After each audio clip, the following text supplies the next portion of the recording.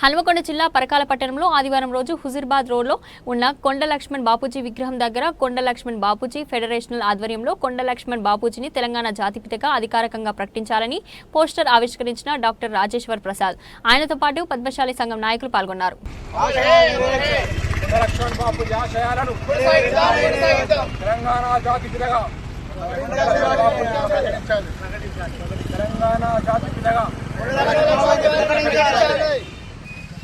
కొండ లక్ష్మణ్ బాపూజీ గారిని తెలంగాణ జాతిపితగా అధికారికంగా ప్రకటించాలని ప్రభుత్వాన్ని కోరడం జరుగుతున్నది.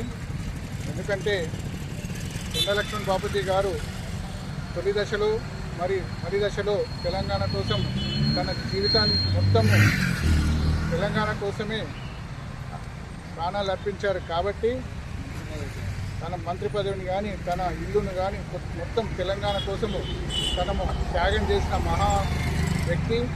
అటువంటి మహా వ్యక్తికి తెలంగాణ జాతిపితగా అధికారికంగా గవర్నమెంట్ అనౌన్స్ చేయాలని కోరడం జరుగుతున్నది. జై తెలంగాణ.